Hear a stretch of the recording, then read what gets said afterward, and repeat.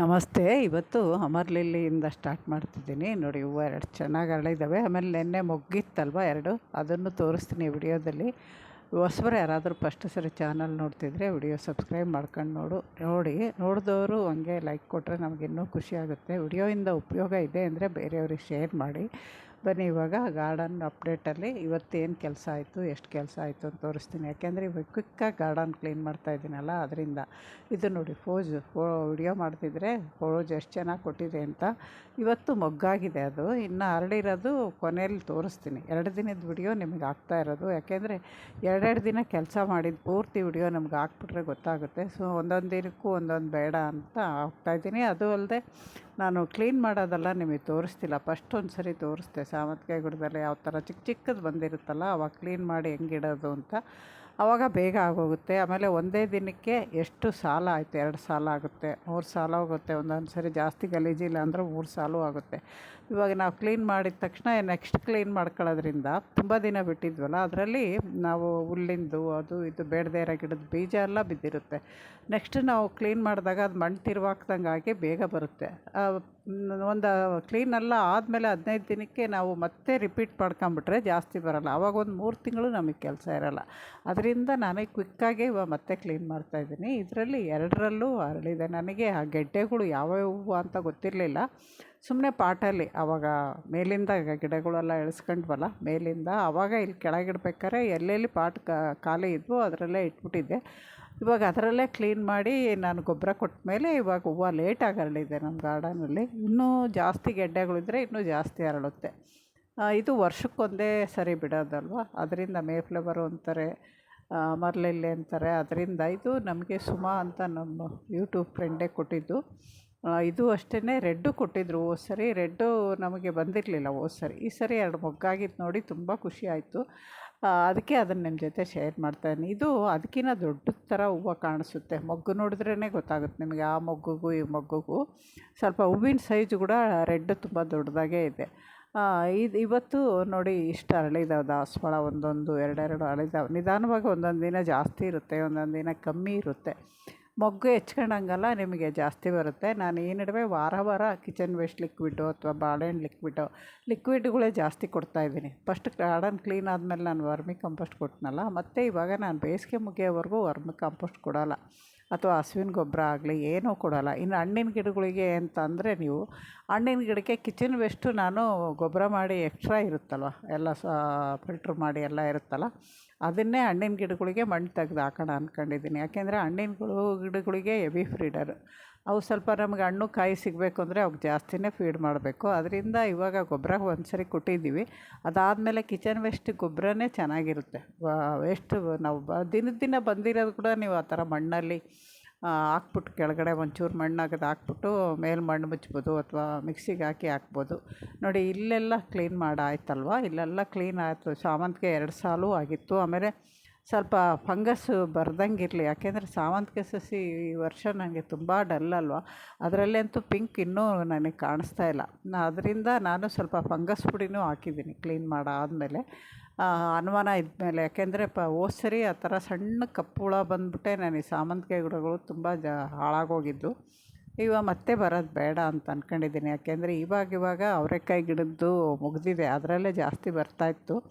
ಇವಾಗ ಮತ್ತೆ ಅದು ಎಲ್ಲೂ ಕಾಣೋದು ಬೇಡ, ಎಲ್ಲರೂ ಒಂದಿದ್ರೆ ಅಂತ ನೋಡಿ. ಇವತ್ತು ನಾನು ಕ್ವಿಕ್ಕಾಗಿ ಕ್ಲೀನ್ ಮಾಡಿರೋವು ತೋರಿಸ್ತಾಯಿದ್ದೀನಿ.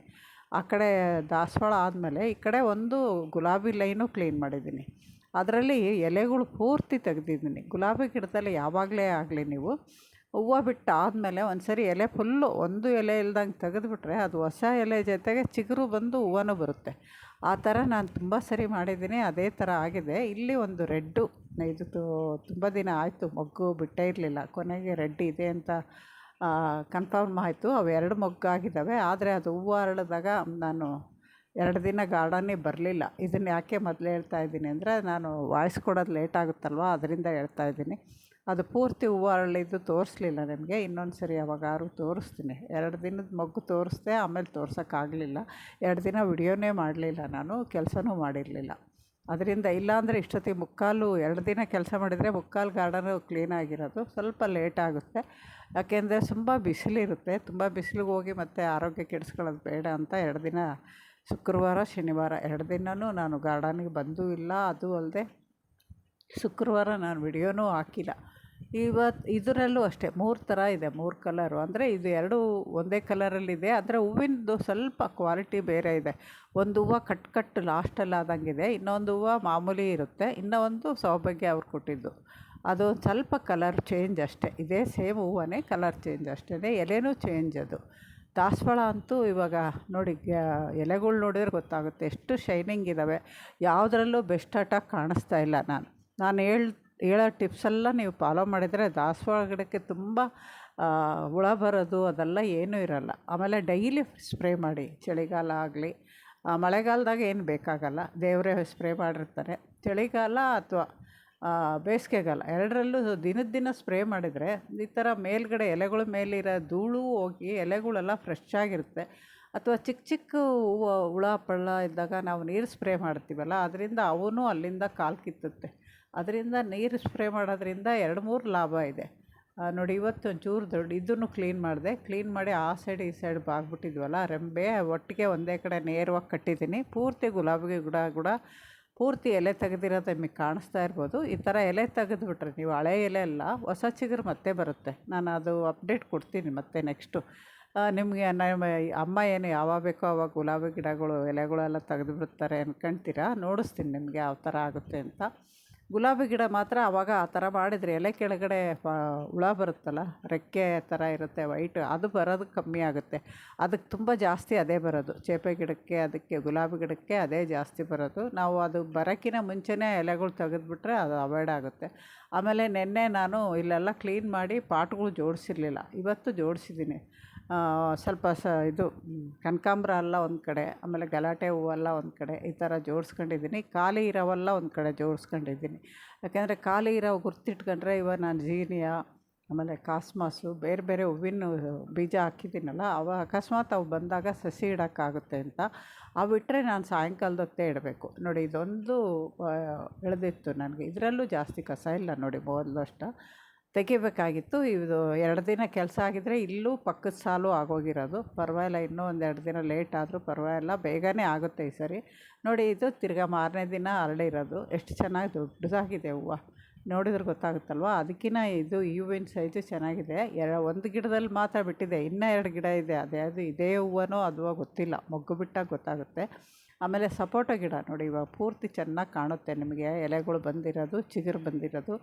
ಅದು ಅಲ್ಲದೆ ಈ ಥರ ಹೊಸ ಚಿಗುರು ಬಂದಾಗ ನಾವು ಇಂಪಾರ್ಟೆಂಟಾಗಿ ಗಮನಿಸ್ಕೋಬೇಕು. ಯಾಕೆಂದರೆ ಎಳೆ ಚಿಗುರು ಇದ್ದಾಗ ಅದಕ್ಕೆ ಬೆಸ್ಟ್ ಅಟಾಕ್ ಬೇಗ ಆಗುತ್ತೆ. ಅವ ನೋಡಿಬಿಟ್ಟು ಕೈಯಲ್ಲೇ ನನಗೆಲ್ಲೇನೋ ಬೆಳ್ಳಗಿತ್ತು, ಅದನ್ನು ಕೈಯಲ್ಲೇ ಕ್ಲೀನ್ ಮಾಡ್ಕೊಂಡೆ. ಈ ಥರ ಮಾಡ್ಕೊಂಡು ಹೋಗ್ಬಿಟ್ರೆ ನಮಗೆ ಅದು ಬೆಳೆಯೋಕ್ಕೆ ಮುಂದೆ ಆಸ್ಪದ ಇರೋಲ್ಲ ನೋಡಿ. ಒಂದು ಸ್ವಲ್ಪ ಇಲ್ಲೂ ಅಷ್ಟೇ, ನೀವು ನೋಡಿದ್ದೀರ ಮೊನ್ನೆ ಕ್ಲೀನ್ ಮಾಡಿದ್ಮೇಲೆ ಜಾಸ್ತಿ ಇಲ್ಲ, ಎಲ್ಲೋ ಒಂದೊಂಚೂರು ಅದು ಇದು ಬೆಳೆದಿರುತ್ತಲ್ಲ. ಇವಾಗ ಇನ್ನೊಂದು ಸರಿ ನಾವು ಮಣ್ಣು ತಿರುವಾಕಿ ಕೆದಕ್ಬಿಟ್ಟು ಆ ಗಿಡಗಳೆಲ್ಲ ತೆಗೆದುಬಿಟ್ರೆ ನಮ್ಗೆ ಇನ್ನೊಂದು 2-3 ತಿಂಗಳು ಕೆಲಸ ಇರೋಲ್ಲ. ಆ ಥರ ಮಾಡ್ಕೊಬೋದು. ಕೆಲಸ ಇಲ್ಲದಾಗ ನಾವು ದಿನ ಒಂಚೂರು ಗಮನಿಸ್ಕೊಂಬಿಟ್ಟು ಎಲ್ಲರೂ ಹುಳ ಇರೋದು ಅದು ಇರೋದು, ಆಮೇಲೆ ಗಿಡಗಳು ಇಟ್ಕೊಬೋದು, ಸಸಿಗಳು ಇಟ್ಕೊಬೋದು, ಅಥವಾ ಬೇರೆ ಪಾಟ್ಗಳು ರೀಪಾಟ್ ಮಾಡ್ಕೊಬೋದು, ಅಷ್ಟು ಮಾಡ್ಕೊಬೋದು. ಈ ಕ್ಲೀನಿಂಗ್ ಕೆಲಸ ಇರೋವಾಗೆಲ್ಲ ನಮ್ಗೆ ಅವು ಮಾಡೋಕ್ಕಾಗಲ್ಲ. ಕ್ಲೀನೆಲ್ಲ ಮುಗಿದ್ಬಿಟ್ರೆ ನಾವು ಬೇರೆ ಗಿಡ ಕಡೆ ಗಮನ ಕೊಡ್ಬೋದು. ಆಮೇಲೆ ಇಲ್ಲಿ ಇದು ಸ್ವಲ್ಪ ಬಿಸಿಲು ಜಾಸ್ತಿ ಇರೋದಕ್ಕೆ ಎಲೆ ಸುಟ್ಟಂಗೆ ಆಗಿದ್ದಾವೆ. ಆ ಥರ ಇದು ಬೆಂಕಿ ರೋಗ ಅಂತಾರೆ, ಆ ಥರ ಆಗುತ್ತೆ. ಆಮೇಲೆ ಬೋಗನ್ವಿಲ್ಲ ಅದನ್ನು ಎಲೆ ಹೂವು ಎಲ್ಲ ಮುಗಿದಿದ್ದು ಕಟ್ ಮಾಡಿದ್ದೀನಿ. ಇಲ್ಲೆಲ್ಲ ಬೀಜ ಹಾಕಿದ್ದೀನಿ, ಅದರಿಂದ ಇವನ್ನೇನು ಕೆದಕಕ್ಕೆ ಹೋಗಲ್ಲ ನಾನು. ಯಾಕೆಂದರೆ ಆ ಬೀಜ ನನಗೆ ಆ ಗಿಡಗಳು ಐಡೆಂಟಿ ಆಗಬೇಕು. ಇದು ಕಾಸ್ಮಾಸು, ಇದನ್ನೆಲ್ಲ ಬೇರೆ ಬೇರೆ ಬೀಜಗಳು ಹಾಕಿದ್ದೀನಿ. ಅವೆಲ್ಲ ಬಂದ ತಕ್ಷಣ ಎಲೆ ದೊಡ್ಡದಾದರೆ ಆವಾಗ ನಮಗೆ ಗೊತ್ತಾಗುತ್ತೆ. ಇದರಲ್ಲಿ ನಾನು ತರಕಾರಿ ಬೀಜಗಳು ಆಮೇಲೆ ಶಂಖಪುಷ್ಪನೂ ಇಟ್ಕೊಂಡಿದ್ದೀನಿ. ಅವು ಬಂದ ಮೇಲೆ ಹೂವು ಬಿಟ್ಟ ಮೇಲೆ ಕನ್ಫರ್ಮ್ ಆದಮೇಲೆ ಅವು ರಿಪಾರ್ಟ್ ಮಾಡ್ತೀನಿ. ಇವಾಗ ನೋಡಿ ನೀವು ಕ್ಲೀನ್ ಮಾಡಿ ಎಲ್ಲ ಗೊಬ್ಬರ ಕೊಟ್ಟು ದಿನ ನೀರು ಸ್ಪ್ರೇ ಮಾಡೋದ್ರಿಂದ ಅಂಜೂರ ಹಣ್ಣಿನ ಗಿಡ ಎಷ್ಟು ಚೆನ್ನಾಗಿ ಕಾಣಿಸ್ತಾ ಇದೆ ಅಂದರೆ, ಅಷ್ಟು ಎಲೆಯಲ್ಲಿ ಏನು ಒಂಚೂರು ವೆಸ್ಟೇಟ್ ಹಾಕಲ್ಲ, ಆರೋಗ್ಯವಾಗಿದ್ದಾವೆ. ಆಮೇಲೆ ಇದು ಅಷ್ಟೇ, ಇದೊಂದು ಆಲ್ಫೈಸಸ್ ಅಂತ ಇದೆಯಲ್ಲ, ಅದು ತುಂಬ ದೊಡ್ಡದಾಗಿ ಬಂದಿದೆ. ಅದನ್ನೊಂದು ಸ್ವಲ್ಪ ಪ್ರೂನ್ ಮಾಡಬೇಕು. ಆಮೇಲೆ ದ್ರಾಕ್ಷಿ ಗಿಡನೂ ಮೇಲಕ್ಕೆ ಕಪ್ತಾ ಇದೆ, ಅವು ಎಲೆ ಎಲ್ಲ ತೆಗಿಬೇಕು. ಎಲೆ ಎಲ್ಲ ತೆಗೆದ್ರೆ ಮತ್ತೆ ಹೊಸ ಚಿಗುರು ಬರುತ್ತೆ. ಇದು ಒಂದೇ ಒಂದಿದೆ ಈ ಕಲರ್ ವೈಟು. ಇದನ್ನು ಸ್ವಲ್ಪ ಕಟಿಂಗ್ ಇಟ್ಕೋಬೇಕು, ದೊಡ್ಡದ್ರಲ್ಲಿ ಅಥವಾ ಹ್ಯಾಂಗಿಂಗ್ ಪಾಟಲ್ಲಿ ಇಟ್ಕೋಬೇಕು, ಚೆನ್ನಾಗಿರುತ್ತೆ. ಅದೆಲ್ಲ ನನಗೆ ಸುಮಾ ಅವರೇ ಕೊಟ್ಟಿದ್ದು ಆ ಥರದ್ದು. ಆಮೇಲೆ ಇದು ಮೆಣಸಿನ ಬೀಜ ಹಾಕಿದ್ದೆ, ನೆನಪಿರ್ಬೋದು ಹಳೆ ವಿಡಿಯೋ ನೋಡಿದವ್ರಿಗೆ, ಬಜ್ಜಿ ಮೆಣಸಿನ್ಕಾಯ್ದು ಅಂತ. ಅದು ಸಸಿಗಳು ಬರ್ತಾ ಇದ್ದಾವೆ. ಬದನೆ ಸಸಿಗಳು ಸ್ವಲ್ಪ ಚಿಕ್ಕವಿರೋವು ಅದೇ ಥರ ಬಿಟ್ಟಿದ್ನಲ್ಲ, ಅವು ದೊಡ್ಡವಾಗಿದ್ದಾವೆ, ಅವನ್ನು ನಾಟಿ ಮಾಡ್ಕೋಬೇಕು. ಸೊಪ್ಪು ಹಾರ್ವೆಸ್ಟ್ ಮಾಡ್ಕೋಬೇಕು. ಸೊಪ್ಪು ಮೇಯ್ನು, ಆಗಲೇ ಬಲಿತಾ ಇದೆ, ಅದನ್ನು ಹಾರ್ವೆಸ್ಟ್ ಮಾಡ್ಕೋಬೇಕು. ತುಂಬಾ ಇದೆ, 2-3 ಪಾಟಲ್ಲಿ 2-3 ಗ್ರೋ ಬ್ಯಾಗು. ಇಲ್ಲೊಂದು ಮಾವಿನ ಗಿಡದಲ್ಲಿ ಒಂದೇ ಒಂದಿದೆ, ಅದೆಷ್ಟು ಹೆಲ್ದಿಯಾಗಿ ಬೆಳೆದಿದೆ. ಅದನ್ನು ತೆಗೆದ್ರೆ 2 ದಿನಕ್ಕಾಗೋಷ್ಟು ಸೊಪ್ಪಿದೆ. 6 ಜನಕ್ಕೆ ಇರೋ ಮನೆಗೆ 2 ದಿನಕ್ಕಾಗೋಷ್ಟು ಸೊಪ್ಪಿದೆ. ಅದನ್ನೆಲ್ಲ ಹಾರ್ವೆಸ್ಟ್ ಮಾಡ್ಕೋಬೇಕು. ಎಳೆದಿದ್ದಾಗ ಇನ್ನೂ ಚೆನ್ನಾಗಿರುತ್ತೆ. ಆಮೇಲೆ ಇದು ಸ್ವಲ್ಪ ಪೇರಳೆ ಹಣ್ಣು, ರೆಡ್ ಕಲರು, ಸ್ವಲ್ಪ ದೊಡ್ಡದಾಗ್ತಾ ಇದೆ, ಖುಷಿ ಆಯಿತು. ಇದು ನನ್ನ ಮಗ ವಿಡಿಯೋ ಮಾಡಿದ್ದು. ಅವನ ವಿಡಿಯೋದಲ್ಲಿ ಈ ಹೂವು ಎಷ್ಟು ಚೆನ್ನಾಗಿ ಕಾಣುತ್ತೆ ನೋಡಿ. ಅವ್ರದ್ದೆಲ್ಲ ಸ್ವಲ್ಪ 30-40 ಸಾವಿರದ್ದು ಮೊಬೈಲ್ಸ್ ಅಲ್ವಾ, ಅದರಲ್ಲಿ ಕ್ಯಾಮ್ರಾ ಚೆನ್ನಾಗಿರುತ್ತೆ. ಅದರಿಂದ ಅದರಲ್ಲಿ ಸ್ವಲ್ಪ ಸ್ಲೋ ಮೋಷನ್ನು ಪ್ರತಿಯೊಂದು ಅಡ್ಜಸ್ಟ್ ಮಾಡ್ಕೊಂಡು ವಿಡಿಯೋ ಮಾಡ್ಬೋದು. ನಮಗೆ ಅಷ್ಟು ಬೇಡ ಅನಿಸುತ್ತೆ ನನಗೆ. ಅವರು ನಮಸ್ತೆ, ಇನ್ನೊಂದು ವಿಡಿಯೋ ಸಿಗ್ತೀನಿ. ಈ ವಿಡಿಯೋ ನೋಡಿ ಇಷ್ಟ ಆದರೆ ಲೈಕ್ ಮಾಡಿ.